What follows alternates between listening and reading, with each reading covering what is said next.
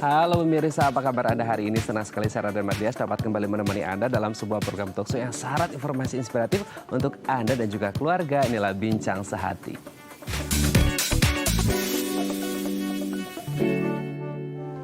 Ya, Yusuf, selama pandemi COVID-19 kali ini kita pasti banyak mengenal istilah-istilah baru ya. Anda boleh sebutkan apa saja, tapi ini ada istilah baru yang mungkin masih agak kurang familiar sama kita, termasuk saya gitu ya. Ini namanya adalah dedimer COVID-19 yang katanya ada hubungan sama pembekuan atau penggumpalan darah. Nah, apa itu dedimer COVID-19?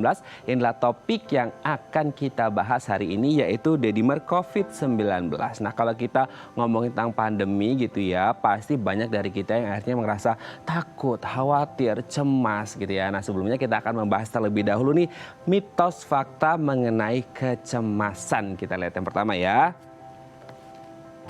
Rumit. Nah, orang bilang kalau orang cemas ini penyebabnya apa ya? Kayaknya nggak ngerti gitu karena terlalu complicated alias rumit. Banyak yang bilang, oh orang cemas karena mengalami yang namanya stres gitu ya. Apakah kemudian stres ini menjadi satu-satunya penyebab orang merasa cemas? Atau karena mungkin rasa atau pikiran karena ketidakpastian, apalagi masa pandemi gitu ya. Pikiran tentang masa depan, aduh masih punya pekerjaan nggak ya? Gajinya gimana? Nanti gimana? Anak istri, keluarga, ke depan tabungan, biaya sekolah anak, pasti akhirnya ini membuat kita menjadi stres dan mungkin ujung-ujungnya adalah merasa cemas gitu ya. Nah, itu menjadi salah satu mitos fakta seputar cemas yang katanya berawal dari stres. Kita lihat yang kedua.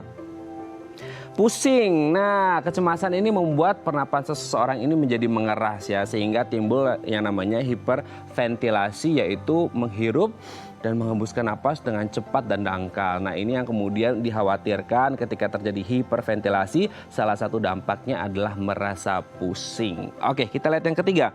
Tidak dikenali. Kecemasan yang terjadi pada setiap orang ini kan beda-beda ya, alias unik itu. Setiap individu dengan individu yang lain pasti mengalami rasa cemas dengan latar belakang ataupun alasan yang berbeda-beda unik. Jadi tidak akan bisa sama. Jadi tidak akan tahu nih, maksudnya si A ini stres atau cemas karena ini, si B cemas karena ini, pasti berbeda-beda. Oke, kita lihat yang keempat. Stres dan menekan. Nah, setiap orang ini pasti punya cara tersendiri untuk mengelola stres. Ada yang namanya stress management. Dan setiap orang ini pasti tidak akan mungkin sama gitu ya. Tapi banyak orang yang akhirnya gini, karena sulit gitu ya untuk mengelola stres yang mereka miliki, stres manajemennya buruk gitu ya. Akhirnya mereka mencoba lari dan menghindari dari stres. Padahal ini tidak baik ya. Padahal ini bisa membuat stres ini menjadi lebih buruk. Oke, kita lihat yang terakhir. Tidak dapat hilang. Nah, rasa cemas ini biasanya tidak dapat hilang dengan sendirinya. Banyak dari kita yang akhirnya harus ketemu dengan ahlinya, salah satunya dengan psikolog atau psikiater untuk menyembuhkan rasa stres atau cemas yang mereka alami. Oke, itu tadi 5 mitos fakta seputar cemas atau kecemasan dan kami akan membahasnya sesaat lagi. Tetap bersama kami di Bincang Sehati.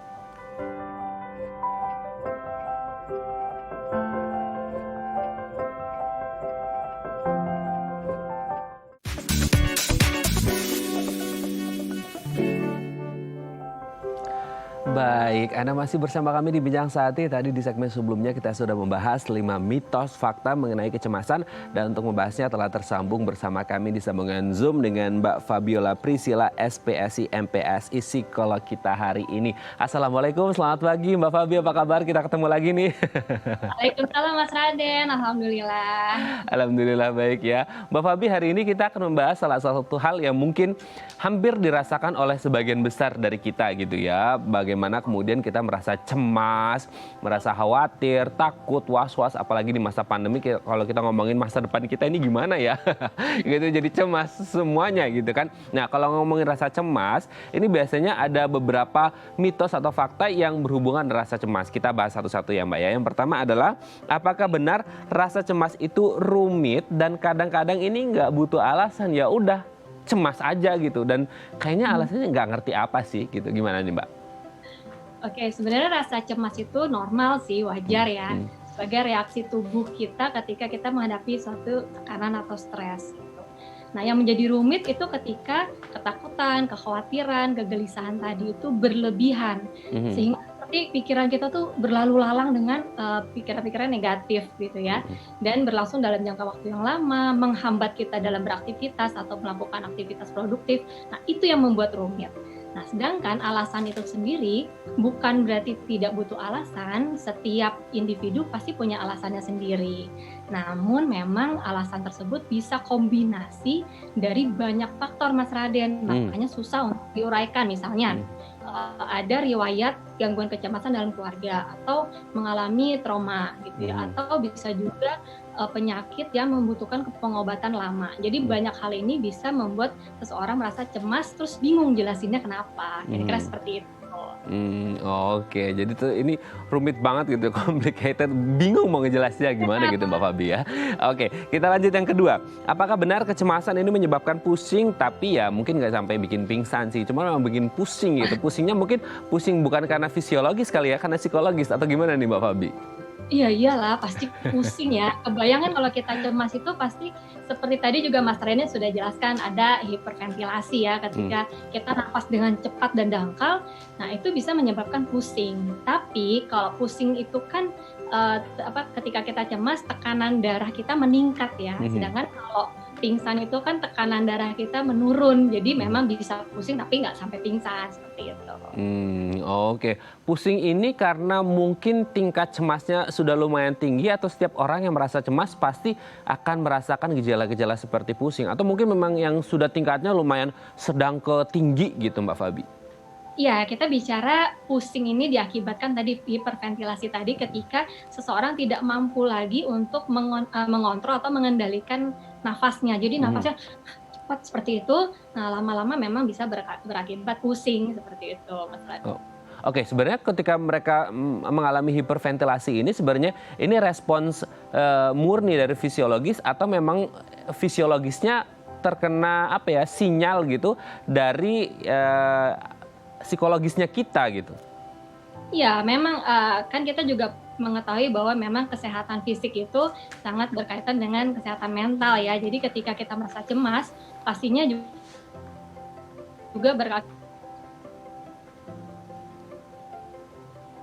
teknik pernafasan nih Mas Raden, supaya kita yang tadinya terengah-engah gitu ya, cepat nafasnya menjadi lebih rileks, bisa ngatur nafas dengan normal sehingga pusing tadi menghilang dan kita bisa lebih tenang dalam menjalankan situasi yang menekan atau stres tadi seperti itu.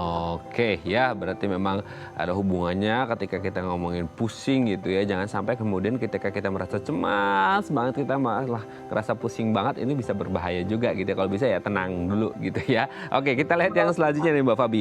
Apakah benar gangguan kecemasan ini tidak memiliki tanda yang dapat dikenali? Maksudnya kayak kalau orang sakit fisik kan, fisiologis mungkin bisa kelihatan ada luka atau ada jahitan gitu kan, ada goresan. Tapi kalau untuk yang kecemasan kan kayaknya secara langsung kita ngeliat orangnya gitu ya, kayak sekarang gitu ya, kita nggak bisa ngeliat ini orang kayaknya cemas atau enggak gitu, karena memang tidak tampak secara langsung. Apalagi kalau kita ngomongin sekarang pandemi, orang pakai masker, aduh apalagi tambah face shield gitu ya Mbak ya, ini kan susah banget untuk mengenali gitu. Nah, apakah memang selalu orang yang merasa cemas ini tidak dapat dikenali, atau sebenarnya meskipun tidak dapat dikenali secara langsung tapi mungkin dari body language-nya, gerak tubuhnya, mungkin atau gerakan matanya, tatapan mata ini bisa kelihatan orang ini kayaknya lagi cemas deh gitu?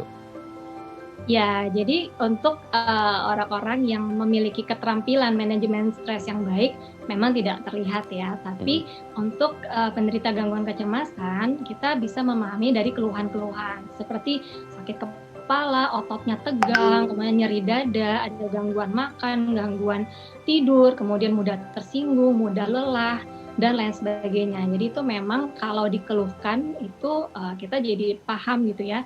Nah, tapi kalau ada juga orang-orang tertentu yang tadi nafasnya jadi pendek, kemudian juga panik gitu ya, itu kan terlihat sekali ketika seseorang merasa panik atau takut berlebihan, seperti itu Mas Naden.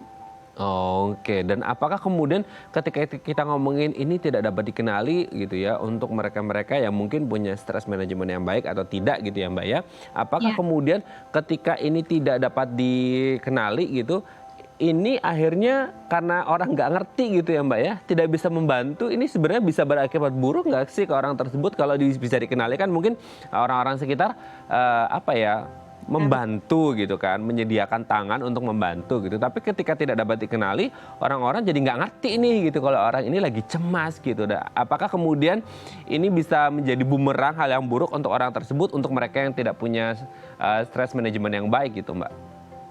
Ya, tentu saja ya. Jadi memang kita sangat perlu untuk bisa memahami diri. Kapan kita bisa membantu diri kita sendiri, kapan it times to seeking help gitu ya, untuk cari bantuan dari orang lain gitu.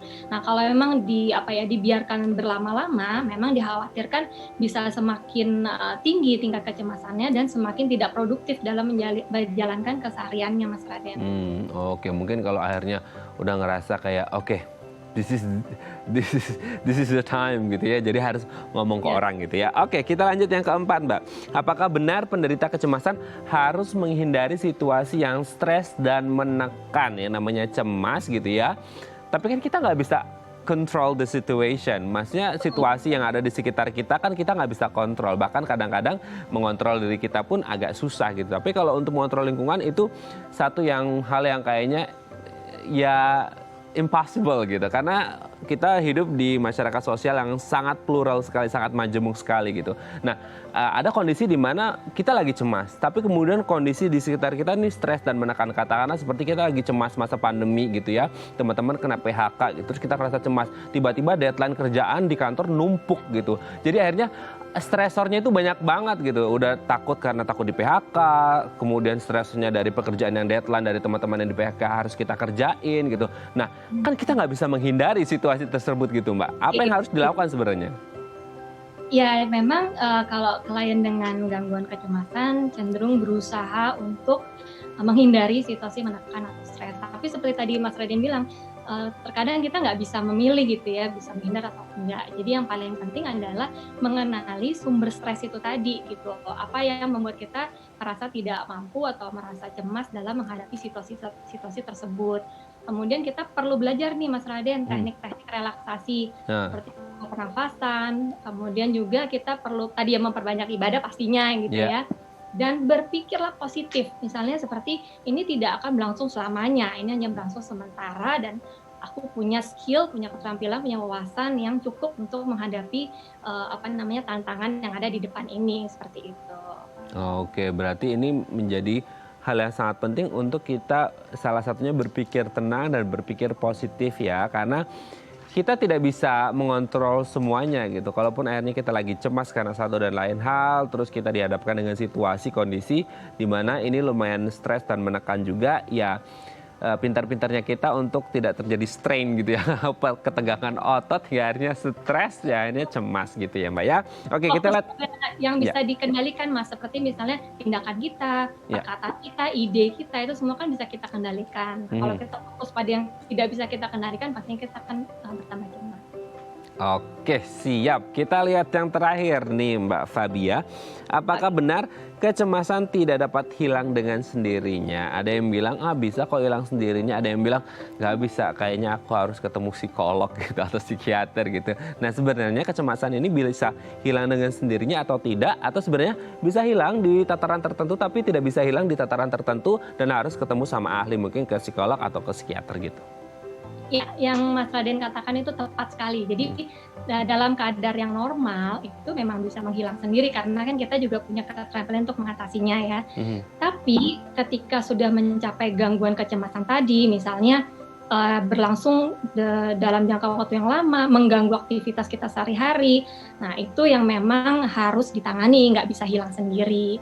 Jadi kalau misalnya ada gangguan atau gejala yang tadi kita bahas, nah itu dan terus-menerus terjadi, sebaiknya kita berkonsultasi ke psikolog atau ke psikiater gitu ya, karena gangguan kecemasan itu sendiri banyak sekali loh Mas Raden tipenya. Jadi misalnya ada gangguan kecemasan umum atau general anxiety disorder, ada panic disorder, ada fobia, ada OCD, obsessive compulsive disorder, ada PTSD, post traumatic stress disorder, ada juga separation anxiety disorder dan social anxiety disorder.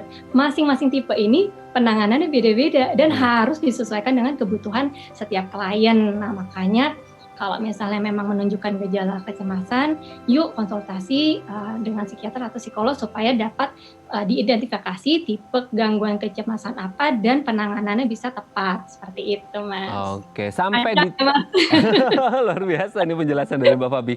Mbak, tapi ada yang kemudian mungkin ya ini bukan harapan, bukan doa, tapi ini adalah kenyataan yang ada beberapa kasus terjadi gitu ya. Mereka melakukan self harm gitu, menyakiti diri sendiri meskipun mungkin tidak berujung pada mortality atau korban jiwa gitu ya. Tapi kan ada yang akhirnya mereka self harm, menyakiti atau ya apalah gitu ya Mbak ya, yang akhirnya ini kan kayaknya udah lumayan ekstrim gitu Mbak. Nah, apakah memang akan selalu berakhir seperti itu kalau tidak mendapatkan penanganan yang baik gitu Mbak?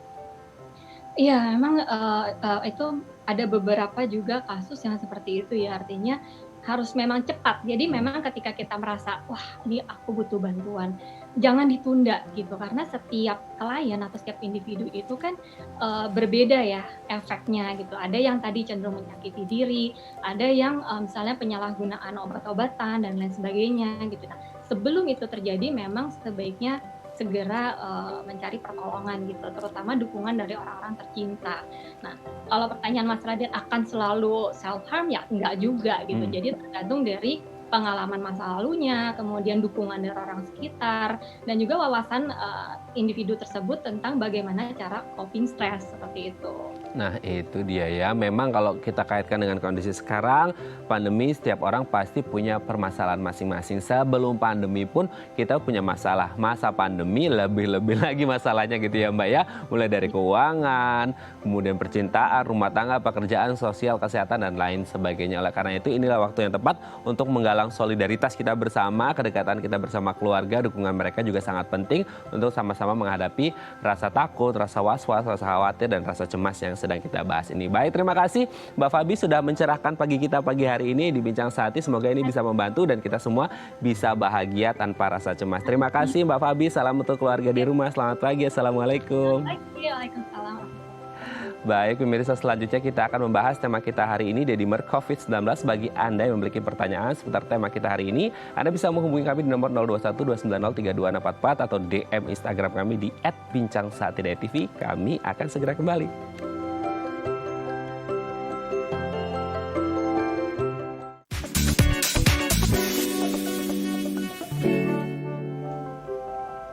Baik, karena masih bersama kami di Bincang Sehati dan kita masih membahas tema kita hari ini, satu istilah yang mungkin masih kurang familiar bagi Anda termasuk saya. Makanya hari ini kita akan membahas supaya kita teredukasi dengan baik gitu ya. Selama masa pandemi mungkin Anda sering mendengar beberapa istilah baru gitu. Nah, hari ini kita akan membahas istilah yang mungkin masih agak kurang familiar supaya kita bisa tahu ini tentang apa gitu ya. Tema kita hari ini adalah Dedimer COVID-19. Bagi Anda yang memiliki pertanyaan seputar tema kita hari ini, Anda bisa menghubungi kami di nomor 0212903244 atau DM Instagram kami di @bincangsahatidayatv, dan telah tersambung bersama kami di sambungan Zoom dengan Dr. Benjamin Sastro, SPPD, spesialis penyakit dalam dari Mayapada Hospital Tangerang. Selamat pagi Dr. Ben, apa kabar?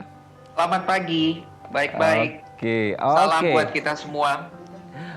Oke, Dok. Hari ini kita akan membahas salah satu istilah yang mungkin ya bagi orang awam seperti saya mungkin baru gitu ya Dok ya. Bagi orang medis mungkin tidak terlalu baru banget gitu tentang Dedimer COVID-19. Nah, sebelum kita membahas Dedimer COVID-19, kita bahas dari sisi orang dengan COVID-19 terlebih dahulu, orang yang terpapar. Sebenarnya kondisi tubuh orang yang terpapar COVID-19 itu seperti apa sih Dok?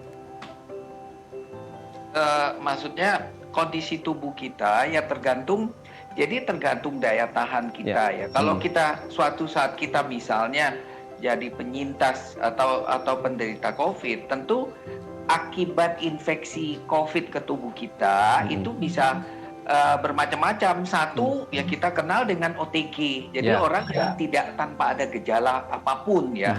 Kemudian dengan gejala yang ringan ya, kadang-kadang cuman mungkin pegel-pegel badannya dikit, mungkin ada demam dikit, jadi bisa ringan, bisa sedang, bisa berat, atau sampai berat sekali bahkan sampai meninggal, mungkin begitu. Ya. Oke, berarti ini tergantung pada riwayat atau kondisi kesehatan masing-masing orang sebelum akhirnya mereka terpapar COVID-19 gitu ya Dok ya. Bagi mereka mungkin yang tidak ada komorbid, kemudian imun sistemnya juga masih bagus, mungkin ya sekadar di OTG aja atau gejala ringan gitu ya. Betul. Oke Dok.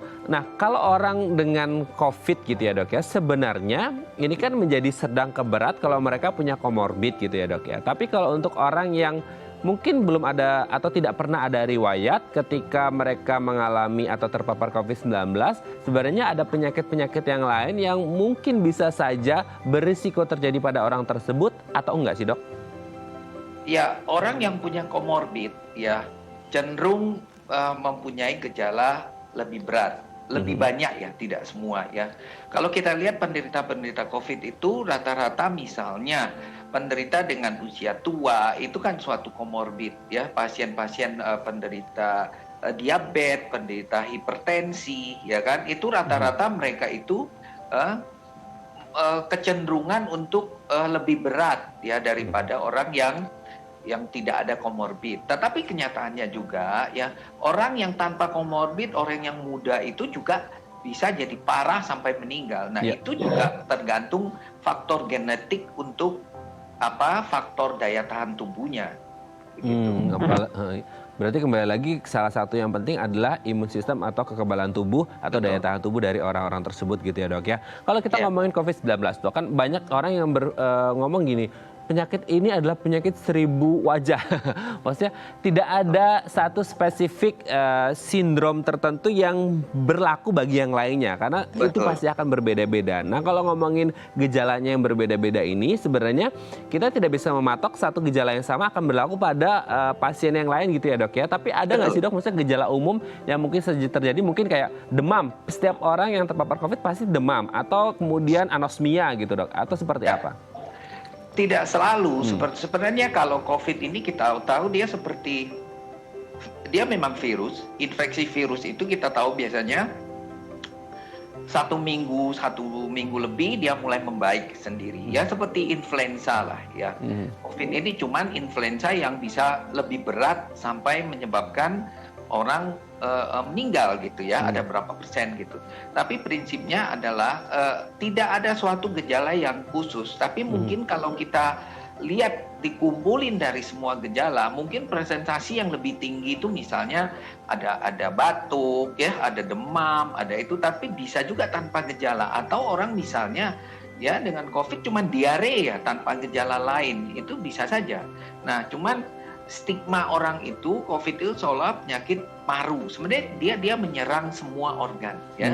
Cuman kalau mungkin kena paru, kita batuk, kita ada keluhan, kita sesak ya, itu yang lebih nyata pada orang. Tapi prinsipnya banyak hal-hal yang lain yang tidak ada gejala. Contohnya nanti yang kita akan bahas seperti adanya faktor pembekuan darah. Nah, itu itu kita tidak periksa di laboratorium, kita tidak akan tahu. Ya, dia bisa ganggu ke organ lain, misalnya jantung, ginjal, hati, otak. Dia prinsipnya semua organ bisa terganggu. Cuman tidak semua organ itu mempunyai gejala yang jelas. Mungkin gitu kira-kira. Oke, barusan dokter menyebut ada pembekuan atau penggumpalan darah gitu atau koagulasi darah gitu. Nah, sebenarnya untuk pasien COVID-19 sendiri, apakah memang akan selalu ada tendensi posibilitas gitu ya, faktor risiko menuju atau mengarah pada pembekuan darah, Dok? Ya, jelas. Kalau kita lihat ya, saya tidak punya data yang pasti, tapi secara kasat mata penderita yang kita rawat di rumah sakit, saya rasa adanya karena semua pasien kita cek kan untuk pengecekan untuk pengentalan darah ya. Ini D-dimer ini kita lihat tuh mungkin rata-rata saya lebih dari 50% itu ada gangguan itu pada penderita-penderita yang kita rawat. Yang memang tidak ada keluhan, kita harus periksa laboratorium baru kita bisa mengetahui. Mungkin itu. Oke, berarti ini ada hubungan dengan kalau kita ngomongin D-dimer kan ini ada hubungan dengan pembekuan darah. Berarti pembekuan darah dan D-dimer ini sama atau beda atau faktor risiko penyebabnya yang berbeda dan apa yang akhirnya menyebabkan orang mengalami D-dimer ini, Dok? Ya, sebenarnya D-dimer ini ya mungkin kita harus mengerti dulu ya patofisiologinya. D-dimer itu adalah suatu fragmen protein. Jadi nama dari fragmen protein yang dihasilkan oleh tubuh kita ya jika ada penggumpalan darah di dalam tubuh kita. Ya, jadi patofisiologinya adalah sesaat ya kita luka misalnya, itu darah akan muncul kan, pasti kan. Nah, di tubuh itu begitu otomatnya, begitu hebatnya Tuhan menciptakan itu ya. Jadi tubuh itu akan bereaksi dengan zat-zat kimia di dalam untuk menutupin luka itu. Jadi dia akan mengaktifkan trombosit sel pembeku kita, kemudian diaktifasi lagi dengan trombin, dengan macam-macam, sehingga terbentuk suatu jaringan fibrin untuk menutupin luka. Sampai luka itu tertutup, terjadi penggumpalan darah itu untuk menyumbat pendarahan. Nah, setelah sudah tersumbat, sudah selesai, ya sudah tidak ada pendarahan, tubuh akan dengan otomatnya menghancurkan bekuan itu supaya tidak terjadi bekuan di situ. Nah, saat penghancuran itu, ya salah satu produknya, fragmen protein, salah satu produknya adalah D-dimer. Itulah D-dimer. Jadi, kalau kita mendeteksi D-dimer dalam tubuh kita di batas normal atau tinggi, itu berarti ada penggumpalan darah di tubuh kita. Mungkin itu jadi D-dimer itu jadi parameter untuk adanya pembekuan darah. Dan D-dimer itu bukan khusus pada COVID. Ya, jadi D-dimer ini istilah dari dulu, cuman sekarang dia ngetop gara-gara COVID. Jadi akibat infeksi bakteri yang berat, ya pasien dengan luka bakar yang luas, pasien dengan kanker, pasien dengan komplikasi perawatan di ICU, segala macam pasien orang tua, semua akan terjadi pembentukan D-dimer atau faktor penggumpalan ini yang tinggi, ya. Jadi kira-kira bukan cuma COVID, jadi infeksi bakteri yang berat, sepsis, ya, orang jantung yang berat, orang ada perdarahan yang hebat, semua itu terjadi. Oke dok, ini sangat luar biasa penjelasan dari Dr. Ben. Nanti kita akan lanjut lagi di segmen selanjutnya, lebih mendalam lagi tentang D-dimer ini seperti apa gitu ya dok ya. Baik pemirsa, bagi Anda yang memiliki pertanyaan seputar tema kita hari ini, Anda bisa menghubungi kami di nomor 0212903244 atau DM Instagram kami di @bincangsaatidayatv. Kami akan segera kembali.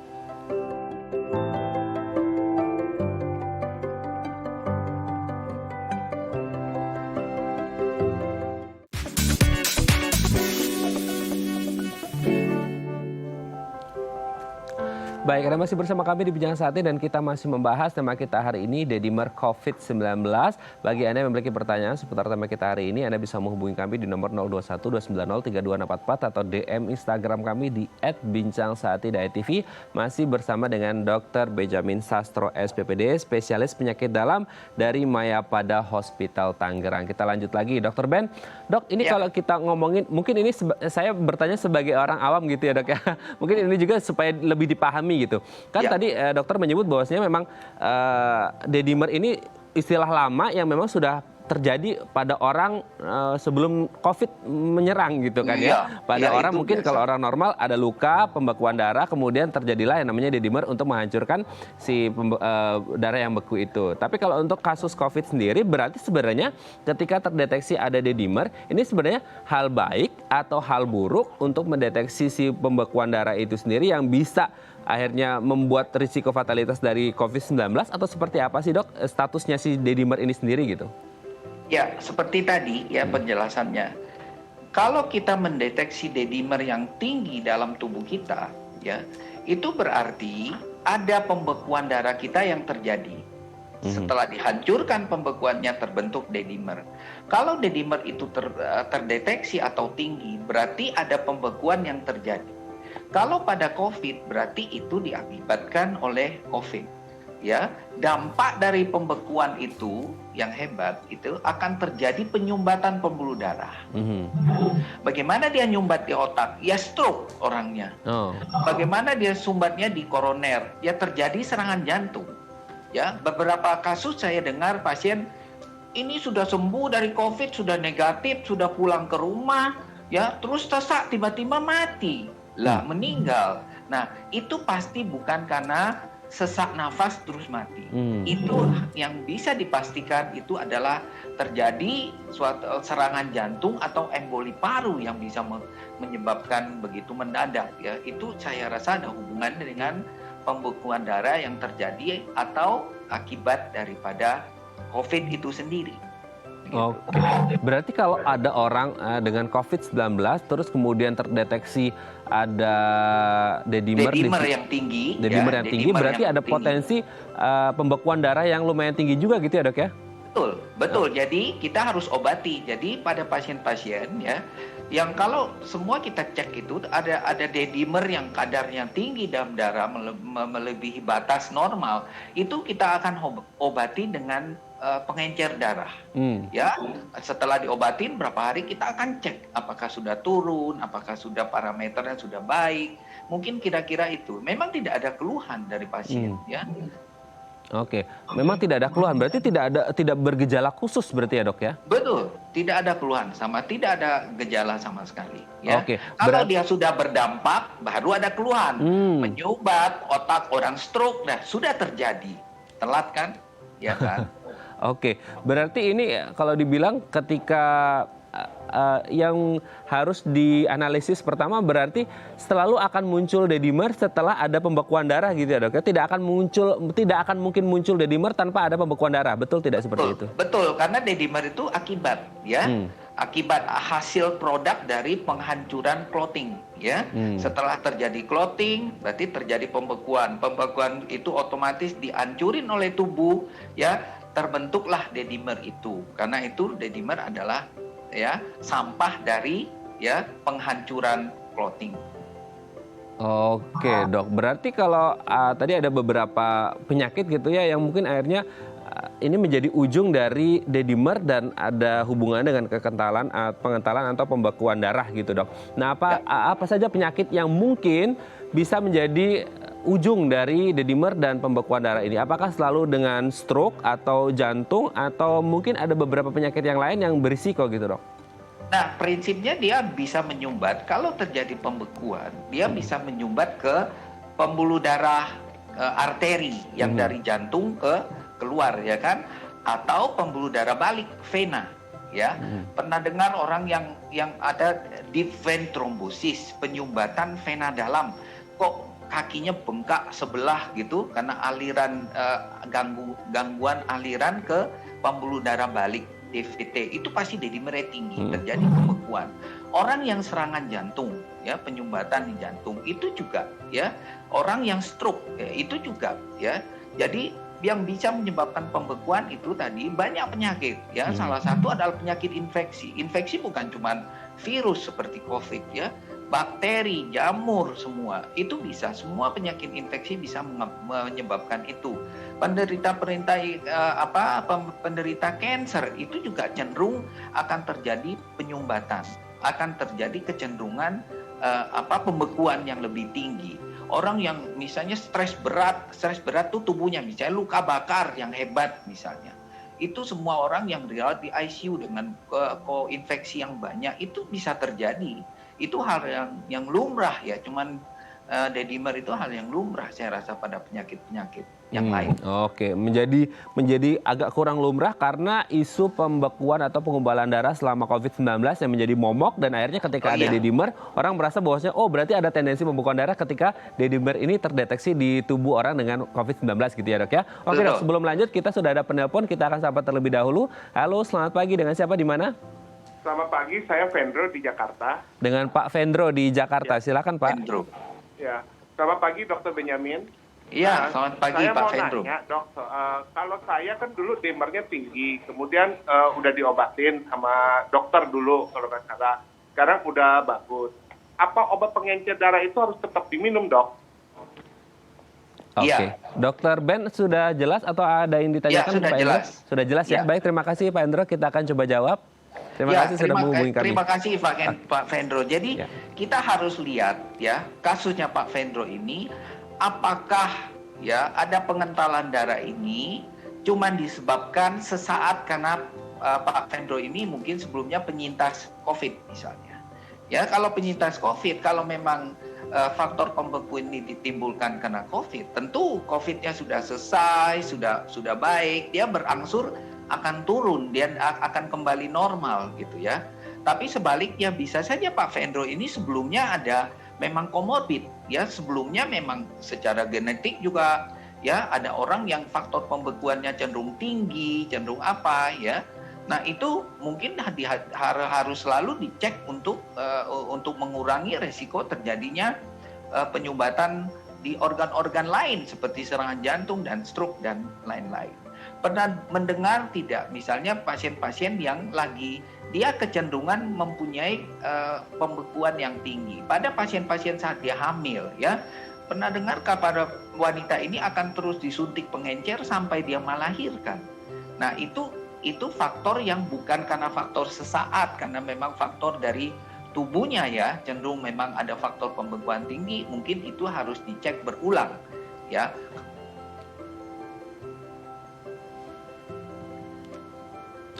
Oke, sepertinya kita mengalami gangguan sinyal bersama Dr. Ben. Ini kalau kita lihat ya, ternyata dedimer ini merupakan bukan jenis penyakit seperti itu ya. Ini menjadi satu deteksi khusus ketika orang mengalami pembekuan darah, maka secara otomatis dedimer ini akan muncul gitu ya. Nah, sebenarnya ini lumrah dan normal ketika terjadi pada orang-orang non-COVID gitu. Bahkan sebelum pandemi COVID-19, dedimer ini sudah ada sejak lama gitu ya. Nah, ini memang berfungsi. Oke, kita lanjutkan kembali dengan Dr. Ben. Halo dok. Oke, sepertinya terjadi gangguan sinyal lagi, kita akan lanjutkan lagi. Nah, ini menjadi akan normal dan lumrah gitu ya, kalau kita berbicara tentang orang-orang non-COVID sebelum pandemi gitu, ataupun selama pandemi dengan orang-orang yang tidak memiliki gejala COVID-19. Kita lanjut lagi dok, silakan dok.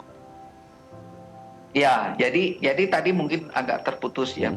Jadi kalau Pak Vendro itu disebabkan karena saat dia menderita COVID, misalnya terjadi pembekuan, berangsur dia sudah sembuh, harusnya itu selesai. Ya kan. Nah kecuali bagi orang-orang yang memang sebelumnya punya bakat ya cenderung terjadi pembekuan, ya itu mungkin dia harus perhatikan dan harus diobatin terus, ya. Oke ya, semoga ini bisa menjawab pertanyaan dari Pak Vendro ya, seperti itu. Oke dok, kalau kita ngomongin tentang dedimer gitu sendiri ya, sebenarnya ini orang dengan COVID-19 pasti akan selalu diperiksakan, mungkin kasusnya seperti Pak Vendro tadi, atau tidak selalu diperiksa, atau seperti apa hingga akhirnya orang mungkin tidak pernah punya riwayat koagulasi darah atau pembekuan darah gitu. Ya. Tapi ketika terpapar COVID-19, entah dia punya riwayat atau tidak riwayat koagulasi darah, ini sebenarnya tetap harus dicek karena memang pembekuan darah ini menjadi salah satu hal yang ditakutkan menjadi momok orang dengan COVID-19, dok. Betul. Di rumah sakit kita jadi standar ya. Jadi pasien-pasien COVID itu kita akan periksakan semua. Jikalau saat dia masuk normal pun setiap 3-5 hari kita akan periksakan lagi. Karena kadang-kadang pada pasien ini setelah beberapa hari dia sakit baru timbul. Ya, kita sudah tahu bahwa COVID ini dapat menyebabkan penggumpalan darah, jadi itu jadi standar kita untuk diperiksakan kalau di rumah sakit kita. Oke ya, semoga ini bisa menjawab pertanyaan dari Pak Vendro tadi dan semoga sehat-sehat terus gitu ya.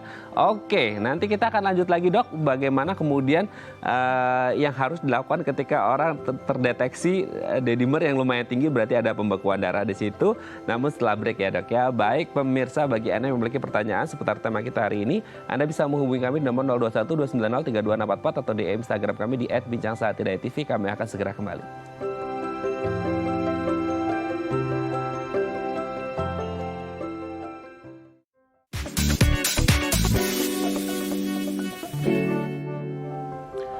Baik, Anda masih bersama kami di Bincang Saati dan kita masih membahas topik kita hari ini, dedimer COVID-19, masih bersama dengan Dr. Benjamin Sastro SPPD, spesialis penyakit dalam dari Mayapada Hospital Tangerang. Bagi Anda yang memiliki pertanyaan, Anda bisa menghubungi kami di nomor 021 290 3244 atau DM Instagram kami di @bincangsaatidayatv.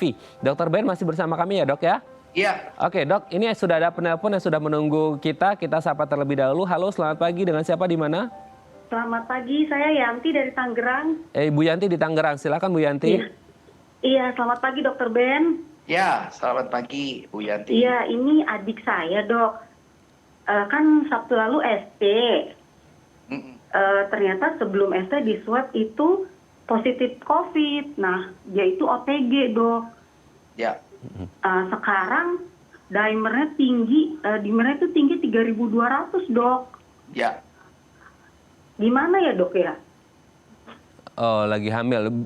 Berarti sudah ada itu kan sudah dioperasi kan, sudah melahirkan kan berarti. Oke. Ya, Oke, Dokter Ben ada yang ditanyakan detail yang lain enggak. Sebenarnya mungkin ini atau sudah jelas ya, Dok ya?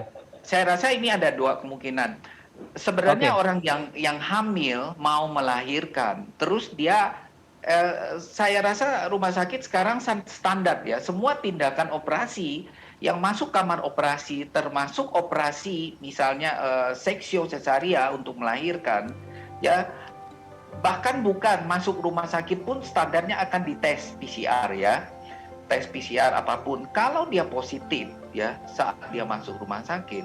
Nah, yang jadi masalah itu sebenarnya itu yang masalah kalau pasien mungkin OTG, yang masalah itu rumah sakit yang masalah sebenarnya. Jadi rumah sakit itu harus menempatkan pasien ini diisolasi dan ya tindakan operasi itu harus dilakukan di kamar operasi khusus ya. Jadi kamar operasi yang diperuntukkan untuk COVID yang infeksi misalnya dengan tekanan negatif, dengan semua operator dan asistennya semua mesti pakai level 3 misalnya ya, yang untuk ini ya kan.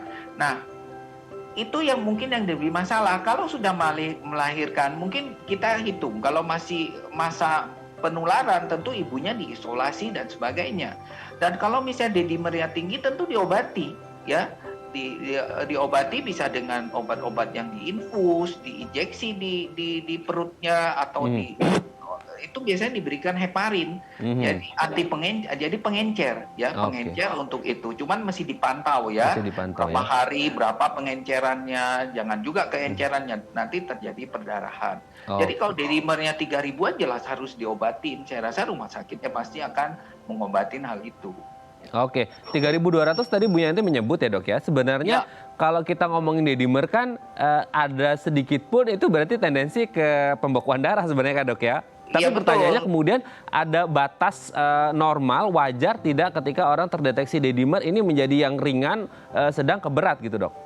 Ya, tidak ada penggolongan ringan sedang berat, tetapi batasnya adalah 500 misalnya. D-dimer kalau di atas 500 itu kita sudah menilai ini sudah ada pembekuan ya. Tapi harus kita nilai juga saat dilakukan seksio ya. Apakah kasus ini murni karena COVID juga belum tentu ya. Bisa saja waktu operasi kita operasikan ada luka, ada luka operasi. Ya, luka operasi itu juga akan memicu terjadinya pembekuan, tentu D-dimer itu juga akan tinggi ya. Gitu loh. Oke, pertanyaannya adalah tadi D-dimer ini diperiksa sebelum atau sesudah operasi gitu ya, Dok ya, yang menjadi pertanyaan ya. Oke, Dok. Sebelum lanjut, kini sudah ada penelpon lagi. Tadi terima kasih untuk Bu Yanti yang ada di Tangerang dan semoga bayinya tetap sehat terus gitu ya. Oke, Dok, ini ada penelpon lagi, kita sapa lagi ya, Dok ya. Halo, selamat pagi, dengan siapa di mana? Halo, selamat pagi, dengan siapa di mana, Pak? Dari Fendi dari Tangerang, Pak. Pak Fendi. Ya, dari Tangerang. Pak Fendi di Tangerang, silakan, Pak. Ini saya tuh punya darah kemarin di check up 170 berapa, 70 lebih aja, 100. Nah, itu posisinya gimana untuk pengobatannya itu? Saya meminum obat Adopin kalau nggak salah. Adopin. Oke, terima kasih Pak Fendi. Ada yang ditanyakan, Dokter Ben? Itu aja, itu untuk mengatasinya gimana, Dok?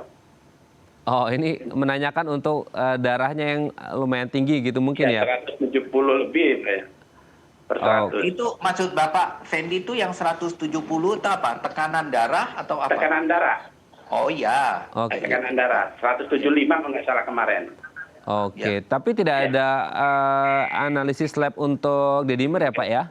Nggak ada. Nggak ada ya. Oke, terima kasih Pak. Iya, Pak Fendi, terima kasih. Ya, makasih Pak ya. Iya, terima kasih sama-sama Pak Fendi di Tangerang. Dok, ini sebenarnya tidak menuju ke D-dimer, hanya menanyakan 175/100 apakah tinggi atau tidak dan apa yang harus dilakukan, tidak relate ke D-dimer sebenarnya. Ya benar. Kalau tekanan darah itu patokannya kan 140 ya. 140, 90 kalau di atas itu jelas darah tinggi ya, hipertensi. Jadi hipertensi juga harus ditangani karena itu juga berdampak ya. Mungkin orang yang hipertensi bukan secara langsung untuk penggumpalan karena dedimer. Wah, kalau kita bahas ini bisa panjang nih, karena hipertensi dia terjadi penggumpalan yang beda caranya, itu agregasi. Jadi agregasi trombosit juga istilah orang awam juga penggumpalan darah ya. Jadi mungkin itu yang dimaksudkan Pak Fendi ya. Jadi penggumpalan darah disebabkan karena dedimer yang tinggi ya, dengan agregasi trombosit yang tinggi ya, itu beda. Tapi bahasa awam semuanya penggumpalan darah gitu loh, darah kental gitu loh. Ya, saya rasa Pak Fendi harus obatin itu, harus dicek juga penggumpalan darah ya. Mungkin orang yang darah tinggi lebih ke arah untuk agregasi trombosit. Jadi obatnya pun kalau agregasi trombosit tinggi, istilah orang awam juga penggumpalan mungkin, tapi itu obatnya beda ya dengan dedimer ya. Oke, berarti kalau untuk yang tekanan darah tinggi atau hipertensi ini, agregasi trombosit ini sendiri dok, ini kemungkinan kan ada pengumpulan darah, tadi disebutkan agregasi trombosit gitu ya dok ya. Apakah juga akan muncul dedimer yang versi sama dengan COVID-19 atau beda? Atau tidak ada? Tidak, agregasi trombosit tidak menimbulkan dedimer yang tinggi. Karena agregasi tadi kan ada suatu proses penggumpalan dari sistem tubuh kita, terjadi penghancuran, baru ada dedimer. Kalau pada agregasi trombosit itu adalah trombosit yang cenderung menempel dengan yang lain, lengket gitu. Ya, itu beda, ya. Itu tidak menyebabkan dedimer yang tinggi. Oke ya, semoga ini bisa menjawab pertanyaan dari Pak Fendi yang ada di Tangerang, dan semoga bisa turun-turun terus supaya tidak ada 170, karena ini lumayan tinggi ya dok ya kalau 170 ya dok ya. Ya, sudah di atas 140 itu sudah darah tinggi ya. Sudah darah tinggi ya. Oke, dan semoga tidak terjadi penggumpalan darah meskipun tidak ada terdeteksi dedimer di sana gitu ya, karena ini beda agregasi trombosit yang terjadi pada hipertensi seperti itu. Terima kasih Pak Fendi yang ada di Tangerang sudah menghubungi kami di Bincang Sehati pagi hari ini. Berarti intinya adalah sebenarnya kalau kita bisa wrap up topik kita hari ini, sebenarnya dedimer itu akan ada ketika pembekuan darah terjadi gitu ya dok ya, entah itu untuk orang yang non COVID maupun COVID, dan menjadi isu yang lebih serius lagi ketika mungkin nilainya lebih dari 500 tadi yang dokter sebut gitu ya. Baik, terima kasih Dr. Ben sudah berbagi informasi yang sangat baru sekali. Saya juga sangat terbarukan sekali ini informasi tentang dedimer. Terima kasih sudah berbagi bersama kami pagi hari ini. Saya sehat terus untuk Dr. Ben, dan juga salam untuk teman-teman di Mayapada Hospital Tangerang. Selamat pagi Dr. Ben. Baik, pemirsa, bagi Anda yang memiliki kritik dan saran, Anda bisa menghubungi kami di nomor 0889 8100 5000, atau Anda bisa follow media sosial kami di @bincangsehati.tv. Saya Raden Madlias pamit, sampai jumpa dan selamat beraktivitas.